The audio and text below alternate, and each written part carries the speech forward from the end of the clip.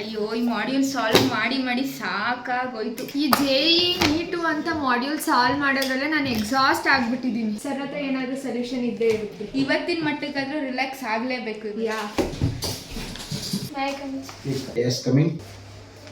Sir ನಮ್ದು JEE ಮತ್ತೆ neat module solve ಮಾಡಿ ನಾವು ಎಕ್ಸಾಸ್ಟ್ ಆಗ್ಬಿಟ್ಟಿದೀವಿ ಸರ್. ಬರೀ ಕಾಂಪಿಟೇಟಿವ್ ಅಲ್ಲೇ. ಇವತ್ತೊಂದಿನ ಮಟ್ಟಿಗೆ ಔಟಿಂಗ್ ಹೋಗೋಣ.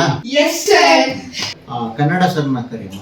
ನಮಸ್ತೆ ಸರ್. ಈಗ ಹುಡುಗರೆಲ್ಲಾನು ನಮ್ಗೊಂದ್ ದಿವಸ ಇದು ಔಟಿಂಗ್ ಕರ್ಕೊಂಡೋಗಿ ಅಂತ ಆಯ್ತು ಅಂತ ಒಪ್ಕೊಂಡಿದ್ದೀನಿ. ಸೆಕೆಂಡ್ ಇಯರ್ಗೆ ವೀರೇಂದ್ರ ಸಿಂಪಿ ಬರೆದಿರ್ತಕ್ಕಂಥ ಹಳ್ಳಿಯ ಚಹಾ ಹೋಟೆಲ್ ಅಂತ ಒಂದು ಪಾಠ ಇದೆ. ಇದು ಒಂದು ಒಳ್ಳೆ ಸುಸಮಯ ತೋರಿಸ್ಕೊಂಡು ಬರ್ಬೋದು ಸರ್.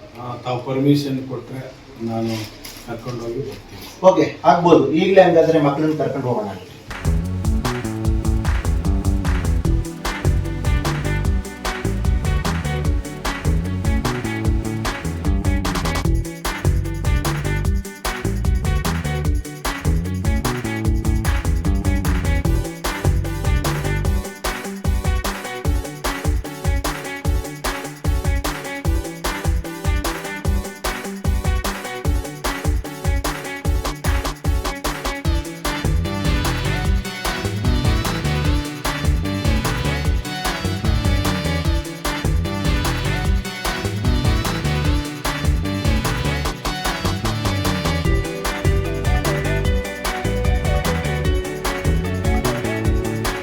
ನಾವಿವತ್ತು ಜ್ಞಾನ ಸಂಗಮ ಕಾಲೇಜಿಂದ ವಿದ್ಯಾ PUC ಮಕ್ಕಳೆಲ್ಲರೂ ಸೇರಿಕೊಂಡು ಚಹಾ ಹೋಟೆಲ್ಗೆ ಬಂದಿದ್ದೀವಿ. ಶುಭ.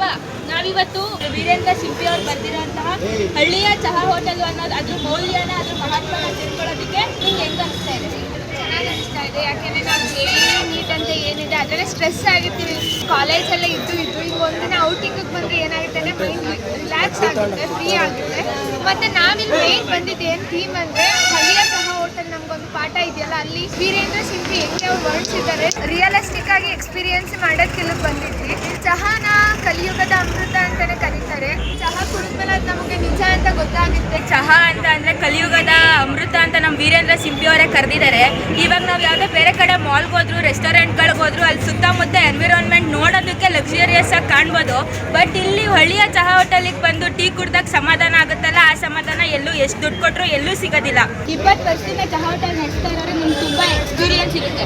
ಇವತ್ತು ನಮ್ಮ ಸ್ಟೂಡೆಂಟ್ಸ್ ಎಲ್ಲ ಸೇರ್ಕೊಂಡು ಬಂದಿರೋದು ನಿಮ್ಗೆ ಏನು ಅನಿಸುತ್ತೆ?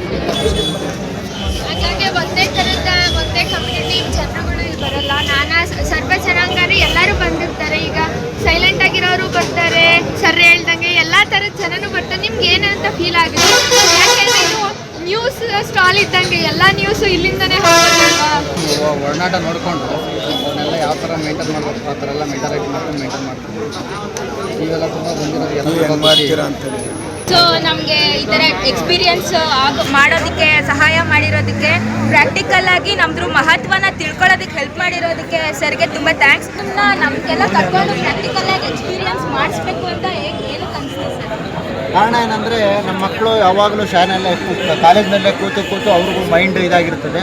ಸ್ವಲ್ಪ ನೀವು ಬಂದು ಕೇಳಿದಾಗ ರಿಲ್ಯಾಕ್ಸೇಷನ್ ಸಿಗಲಿ ಅಂತಂದಾಗ ನಾನೇನು ಮಾಡಿದೆ, ಔಟಿಂಗಿಗೆ ಕರ್ಕೊಂಬರೋಣ ಅಂದ್ಬಿಟ್ಟು, ಜೊತೆಗೆ ಸಾಹಿತಿಗಳಾದಂಥ ಕನ್ನಡ ಸಾಹಿತಿಗಳು ಪಂಡಿತರಾದಂಥ ನಮ್ಮ ಸಿದ್ಧಲಿಂಗಯ್ಯ ಸರ್ ಅವರು ಕೂಡ ಈ ಹಳ್ಳಿ ಚಹಾ ಹೋಟೆಲ್ ಅಂತ ಒಂದು ಪಾಠ ಕೂಡ ಇರೋದ್ರಿಂದ ಆ ಎರಡಕ್ಕೂ ಕೂಡ ನಿಮಗೆ ಅನುಕೂಲ ಆಗಲಿ ಅಂತ ಮಕ್ಕಳನ್ನೆಲ್ಲ ನಾವು ಈ ಹಳ್ಳಿ ಚಹಾ ಹೋಟೆಲ್ಗೆ ಕರ್ಕೊಂಬಂದಿದ್ದೀವಿ.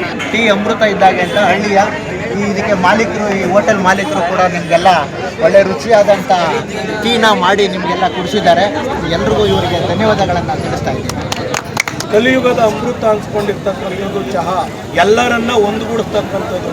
ಎಲ್ಲ ಪಕ್ಷ, ಪಾರ್ಟಿ, ಹಿರಿಯ ಕಿರಿಯ, ಕವಿಗಳು, ಲೇಖಕರು, ಚಿಂತಕರು ಎಲ್ಲರನ್ನ ಒಳಗೊಂಡಿರ್ತಕ್ಕಂಥ ಇದೊಂದು ದೇಶದ ಸಮಗ್ರ ಸುದ್ದಿಗಳು ಎಲ್ಲಾದರೂ ಬಿತ್ತರಿಸ್ತವೆ ಅಂದರೆ ಅದು ಹಳ್ಳಿಯ ಚಹಾ ಹೋಟೆಲ್ಗಳಲ್ಲಿ ನಾವು ಕಾಣ್ಬೋದು.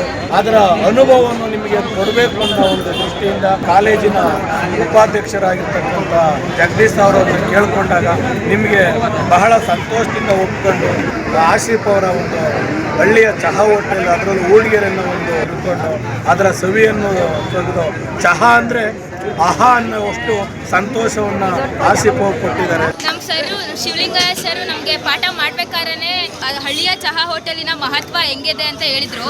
ಬಟ್ ನಾವು ಇದು ಪ್ರಾಕ್ಟಿಕಲ್ ಆಗಿ ಬಂದು ಎಕ್ಸ್ಪೀರಿಯನ್ಸ್ ಮಾಡಿದಾಗ ಅದು ನಿಜ ಅಂತ ಅನಿಸ್ತು. ಕೇಳಿದ ತಕ್ಷಣ ಈಗ ಹಿಂಗೆ ಕರ್ಕೊಂಡ್ಬಂದಿದ್ದಕ್ಕೆ ಮೈನ್ ಆಗಿ ನಮ್ಮ ಉಪಾಧ್ಯಕ್ಷರಾದ ಜಗದೀಶ್ ಸರ್ ಅವರಿಗೆ ಥ್ಯಾಂಕ್ ಯು ಹೇಳ್ತೀವಿ.